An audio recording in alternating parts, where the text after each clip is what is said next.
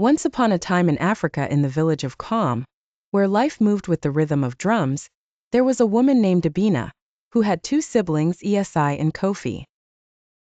She was known not for her kindness but for her cunning ways. Although beautiful, her charm was deceiving. Her eyes, innocent like a young deer's, masked a heart full of cruelty. Abena's reputation was tainted by her bad actions. She was known for lying and betraying those who trusted her. Her so-called friends knew better than to rely on her, as she always found ways to let them down. Her stall where she sold kank was run poorly. She watered down the soup and used less maize flour to keep more money for herself. The villagers knew this but remained silent, resigned to the fact that Abena would never change. There were also rumors about Abena's mysterious birth, hinting at dark omens surrounding her early life. Her parents loved her, but their affection seemed mixed with frustration and duty. One person affected by Abena's charm was Akwesi, a young man from a respected family. Despite his parents' warnings and community advice, Akwesi was enchanted by Abena and believed he could change her with love. This love blinded him to her true nature, making him her willing servant. Even when Akwesi's parents suggested he marry Munsa, a well-mannered girl from another respected family, Akwesi refused. He was convinced he could reform Abena. As the New Yam festival approached, the village prepared for the ritual to cleanse the land. The young girls worked together, fetching water from the stream. But Abena, proud and dismissive of teamwork, decided to go alone. She thought she could manage by herself, believing a stranger would help with her heavy calabash of water.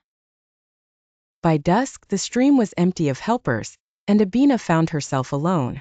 Her pride turned to frustration as she waited for help that never came. The darkness made her feel afraid.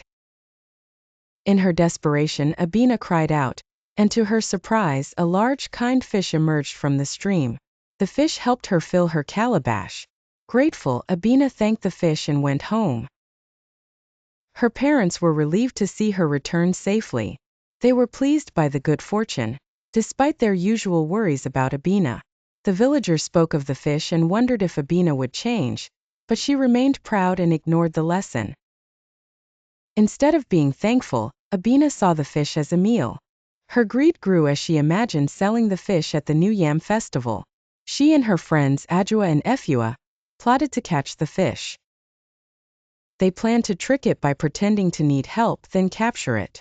On the chosen evening, Abena went to the stream pretending to be in distress. The fish came to help, and as it approached, Ajua and Efua, hiding in the shadows, attacked it. The fish, realizing too late the betrayal, was quickly subdued and killed. Abena, Ajua, and Efua took the fish home.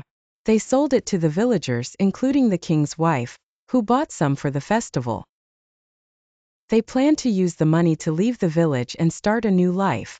During the festival, as the king tasted the fish, it began to sing, "King, my name is Sabanave. Abena came to the stream alone. I helped her out of kindness, but she returned with her friends to kill me.